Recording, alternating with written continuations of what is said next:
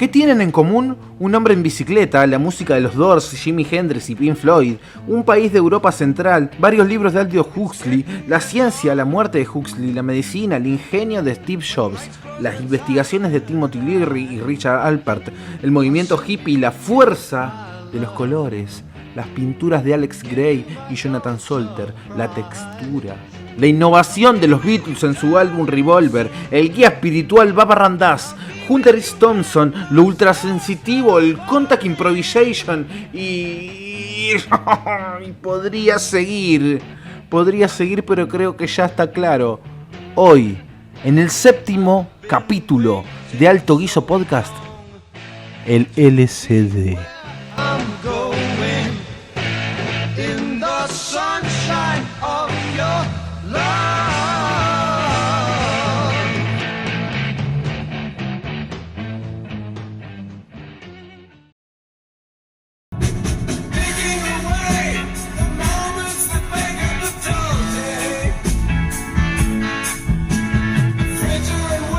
La dietilamida de ácido lisérgico o LSD es una sustancia psicodélica semisintética que produce efectos psicotrópicos. El químico suizo Albert Hofmann sintetizó por primera vez el LSD el 16 de noviembre de 1938 en los laboratorios Sandoz de Basilea, Suiza, durante un programa de investigación dirigido a encontrar posibles usos de los alcaloides del grupo argolina presentes en el cornezuelo del centeno. Pero fue recién 5 años después, en 1943, cuando Hofmann descubre sus propiedades psicodélicas. Esta historia comienza mientras Albert, que se encontraba cristalizando y purificando el LSD, debió interrumpir el proceso cuando comenzó a tener sensaciones extrañas en su cuerpo, lo que lo llevó a la conclusión de que había absorbido una pequeña cantidad del líquido a través de la punta de sus dedos. En un informe que envió su profesor aquel día, describe que se vio interrumpido por una inquietud combinada con cierto mareo, lo que lo hizo decidir ir a su casa y acostarse, lo que generó que se hunda en una condición de intoxicación no desagradable, caracterizada por una imaginación extremadamente estimulada. Todo esto en palabras de él. Este hecho lo llevó a deducir que el LSD tenía una potencia extraordinaria. Así que 3 días después consumió 250 microgramos de LSD, creyendo que era una cantidad muy mínima. Hoy en día sabemos que es muchísimo y que lo normal es consumir de 50 a 60 microgramos.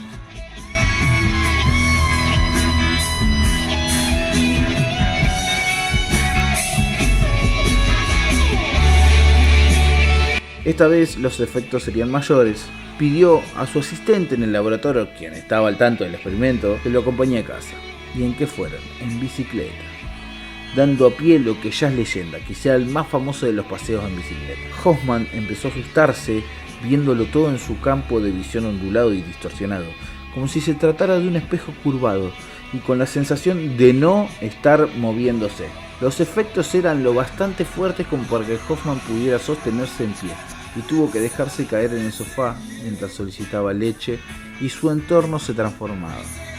Los muebles giraban y estaban en continuo movimiento, adquiriendo formas grotescas que asustaban al doctor. Más preocupante era el remolino que tenía alrededor y el vórtice que amenazaba con absorber a Hofmann en su interior. Todo intento de ejecutar su voluntad y detener, en sus palabras, la desintegración del mundo exterior y la disolución de mi ego eran vanos. Sintió como si un demonio lo invadiera y poseyera su cuerpo, mente y alma, gritando, hundiéndose en la impotencia, aniquilado por la sustancia que había experimentado.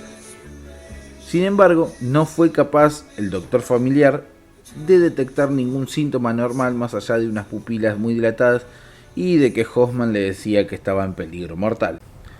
El viaje fue diluyéndose de a poco y Hofmann pasó a un sentimiento de gratitud y de poseer una inmensa suerte, empezando a disfrutar de los colores y los juegos de las formas que se desplegaban ante sus ojos y de los sonidos que se convertían en ilusiones ópticas fantásticas. Shake dreams from your hair, my pretty child, my sweet one. choose the day and choose the sign of your day, the day's divinity. First thing you see. Si nos vamos a poner a hablar de los distintos tipos de uso, tenemos que decir que cuando el LSD se encuentra sobre el papel se consume chupándoselo o tragándoselo. Y cuando se presenta en forma de cápsula o de líquido también se traga. En la mayoría de los casos su uso es plenamente recreativo. Aunque hay muchos países en el mundo donde se ha utilizado y algunos donde aún lo utilizan terapéuticamente, ya que al fin y al cabo ese era el propósito al crearlo. Sus efectos pueden incluir alucinaciones con los ojos abiertos y cerrados, sinestesia, percepción distorsionada del tiempo, disolución del ego, la alteración de la percepción, la conciencia y de los sentimientos, y además de sentir sensaciones o visualizar imágenes que para el consumidor pueden parecer reales. De todas las drogas psicodélicas, es una de las que menos afecta a variables fisiológicas como el pulso, la presión arterial o la temperatura de la piel.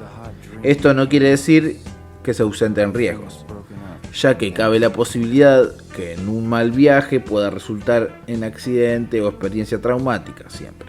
Más preocupante es el consumo de LSD en personas con trastornos psiquiátricos o propensos a desarrollarlos. Aunque los ensayos científicos realizados hasta el momento muestran que el LSD no causa adicción, no se conoce en realidad con precisión la toxicidad aguda en el ser humano. Pero la dosis letal mediana en las especies para las que se conoce es muy baja. Un gran riesgo asociado al consumo de LSD es el peligro de consumirlo en el marco legal vigente en la mayoría de los países, ya que en la actualidad la tenencia y consumo de este producto se encuentran penados por la ley en casi todos los países del mundo y se puede castigar hasta con la encarcelación del propietario.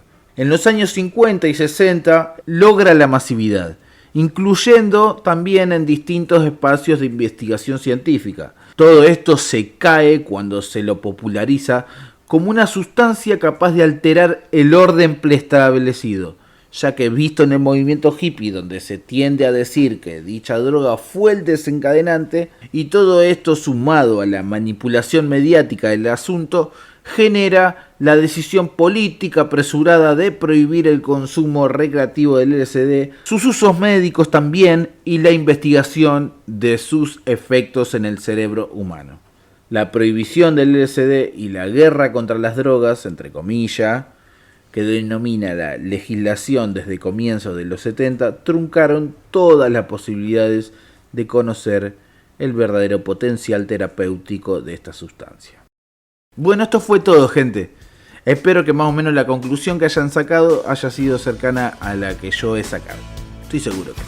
Se nos fue el 6º capítulo de Alto Guiso Podcast, donde espero haber sido un buen informante acerca del LSD, y nos vemos la próxima semana. No te olvides, por favor, no te olvides de seguirnos en nuestras redes y compartir si es que te gustó. Nada, hasta luego.